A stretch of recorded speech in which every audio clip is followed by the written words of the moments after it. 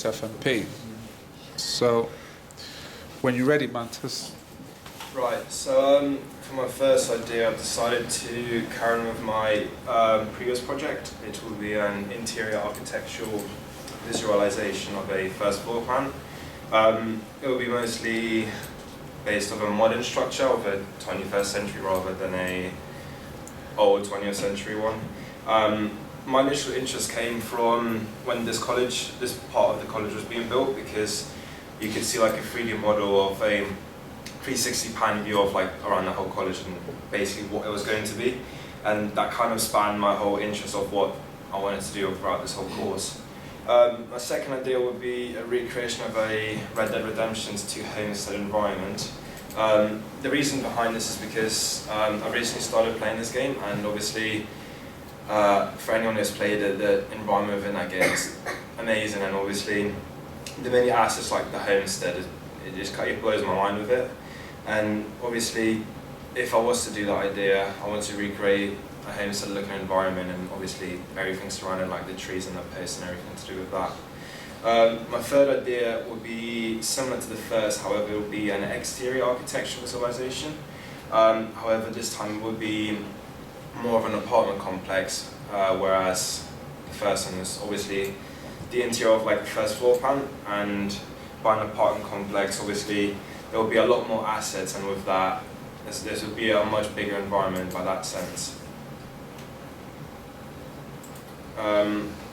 Basically this is just talking on from my previous points. For idea 1, the visualization will be created by Cinema 4D. I will model the assets in Cinema 4D and then texture them in Substance Painter.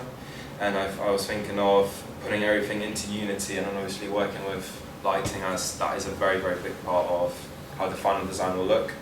In terms of research for my second idea, I looked into the game's environment by playing the actual game. This made me familiar with the design of the homesteads within the game. And then I also researched a real-life homestead in the West, which allowed me to actually compare it to the one in the game and see if it was historically and accurately accurate. For my third idea, I researched the differences between a higher quality apartment complex to a lower standard complex. This kind of enabled me and broadened my knowledge to kind of understand what kind of causes an apartment complex to look modern, whereas there were other apartment complexes which were in New Zealand or Australia in the lower income areas, for example, and there were many reviews and people actually did a lot of research based on that, and many people came with the conclusion that most of the time basically the lower standard apartment complexes are made of poorly standard materials, and then that causes a lot of issues in the long term because obviously of deterioration and stuff like that. I also looked into the effects of the living standards of the apartments, and I researched what comes with a luxury apartment complex if I was to go through with that idea. I decided to go with the first idea of an interior design of the first floor plan because I have a general interest in this area of 3D modeling. I also believe that this would give me a chance to improve my existing skills gained from my previous project that I also did of an interior model design. And I also see this as a potential future career, and so obviously doing something like this could gain me very valuable experience, and I could use this as part of my portfolio. For the research into my main project, I would have to understand the basis of architecture, as without that you can't exactly design an interior. I must also be able to use the required modeling and editing programs, and so in order to do that I will have to hone my skills that I already know, and obviously I will have to research the ones that I will need to use for my editing and my modeling. I will have to also understand the basics principles of 3D modeling. I don't know 100% about it, but obviously we're learning as we go, and it's going to help me as we go along to learn more and more from tutorials of YouTube and just Google in general. I also have to gain the right knowledge about what actually makes a great visualization, because there's many elements, for example like lighting, as that can affect how a texture exactly is displayed on an asset. Some of the advantages for my idea is that I will have all the necessary programs and equipment at college for free of charge. This means obviously I won't exactly have any problems or any money problems with sorting all any of my equipment out because I can just come into college and complete everything. I already have existing knowledge of creating a project similar to this, and so I can kind of give myself a head start with that.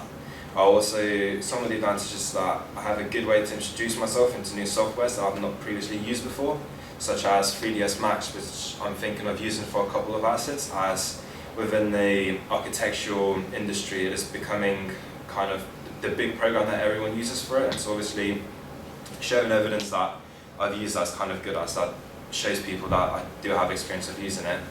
However, obviously there are disadvantages that I do have a general lack of knowledge still, as I still do not have the necessary knowledge to use every single editing and modeling software perfectly. And obviously I can try my hardest to obviously model everything to the best of my ability, however you can only get so far with the knowledge that you have.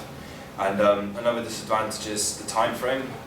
Obviously 2 months kind of seems like a long time, but when you think about all of the stuff that you have to do, and obviously so I'm thinking of also introducing sand into my design, and so that will obviously still take time and effort to actually do. And obviously you don't actually know what will happen during these 8 weeks, as you could think that modeling some kind of asset could probably take 2 days, and then whilst you're modeling, something could go wrong and you could instead take 3 or 4 days to model that, and it could shift you back quite a time. In order to meet the deadline, I will have to keep up with the work set to me by my teachers. I will have to keep note of the deadline and not leave any work to the last minute, as that obviously messes a lot of people up, as they stress out a lot and obviously don't actually get anything done in that time. Obviously, as we only go into college 3 days a week, I will have to complete work outside of college hours, as 3 days a week is just not enough for the theory and the practical based work. And I will just have to be overall time efficient and responsible, as at the end of the day it's you creating your own project and no one's going to do it for you. And in terms of feedback, it will be very important to gain feedback during the production process, so that another point of view could actually view the product and give me tips, as obviously you could be looking at your own product and you'll be quite biased towards it because you'll think that it will be good because it's your own product. However, if you could have your peer or somebody else actually view it and actually give you helpful tips, it's a lot better than just your own set of eyes. Afterwards, I will conduct a questionnaire which will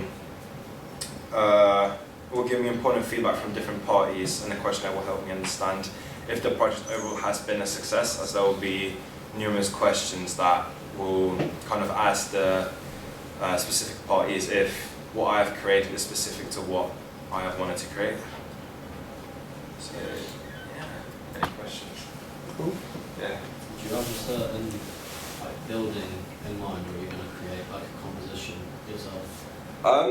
Obviously I've gained a lot of inspiration from websites like ArtStation. However, I'm thinking of creating an abstract first floor plan of an interior design. And obviously I don't exactly have a set blueprint of what I want to do. However, I believe that as I further research this project, that will fall into place. Yeah. Last question. What colors are you going to use? Like pastel colors, like grey, green? I think that will all depend on the project that I'm kind of creating, because obviously I want to go for a luxurious feel, and obviously also with that comes the feeling of comfortableness, and obviously you want to kind of use light colours to do that. And if you want the audience to feel comfortable and relaxed while they're viewing your product, you're not exactly going to be using like very dark shaded colours like purple or black, because that would just kind of intimidate the audience. And so most of the assets will be created either like a shade of white or a shade of peach, something like that. Okay, second question. Are you going to put like a switch light on or for like water running? Yeah, for sure. Switch lights, stuff like that, because obviously I will have light designed inside of the project. Obviously, natural light will also fall into place. However, you'll have artificial light like a fireplace, so that's each other like a switch. And third question. Will you have like a swimming pool or like gym? No, not in this project, because it is an interior design only, and I think that will only include a kitchen and part of a living room. Okay. Yeah. Are you going to be assembling it in Engine, or are you going to be assembling it in like a 3D software? I will be assembling most of my assets in Cinema 4D, and obviously, as I said, I want to kind of dip my toes in 3ds Max, so I'll probably introduce myself a little bit to that software and create like maybe 1 or 2 assets in that. And then in terms of texture, I'll texture everything in Substance, and if all goes well, I'll put everything in Unity and then create cinematic shots to obviously show off the final design. Cool. Yeah. Anybody else got any questions for Manta? I have a question. Yeah. So it kind of relates to what Ollie said. You're going to assemble everything within the 3D software, and it seems like that's what you're going to do, which is all, you know, fine and great. But I think it would be great if you can experiment with the new techniques that's going on, using things like real-time renderers, like Unreal Engine, and in some respects Unity as well. So the idea is mentioned by, you know, Anastasia, in terms of, are you going to have lights and are they going to switch on? What the real-time renderers allow you to be able to do is to actually put in a little bit of code in, nothing, you know, sort of grand, but it allows the user, if they're panning through the environment, to be able to switch the light on, you know, while they're actually sort of going through the environment. So I was just wondering whether there is any scope for experimentation at all using these types of renderers, in this case real-time renderers, as well as your, you know, static rendering that you're going to be using within, you know, software like 3ds Max and Cinema 4D. I mean, what's your view on that? Yeah, sure. I mean, there's no reason why I shouldn't experiment with this project, because obviously that is a very big part of it, and obviously we're learning by experimenting, so if you're not going to experiment, it's not like you're going to exactly learn anything new. Okay. Yeah, why not? Yeah. So my last question, in terms of research, from the little that you've done so far, what have you learned from that in terms of interior, you know, architecture? In terms of, because obviously I looked at a lot of inspiration, and a lot of artists say that there's a lot of elements to obviously implement within your visualizations. One of them is obviously lighting, and I've researched quite a little bit about lighting and how it obviously affects stuff. And as you said, like all the stuff with coding and how you can like use that to obviously create stuff like switching the lights on and off. There's also stuff how you can use like built-in lighting from the actual engines, like direction lighting, like ambient lighting, core inclusion lighting, and that kind of. And obviously you can experiment with all of them kind of things to show off your assets. So obviously, say if you're in a living room and you have 2 open wide windows, you're gonna want ambient lighting to obviously glow onto a specific asset, like a couch or something like that. That's right. Cool. Any more questions for Mantas?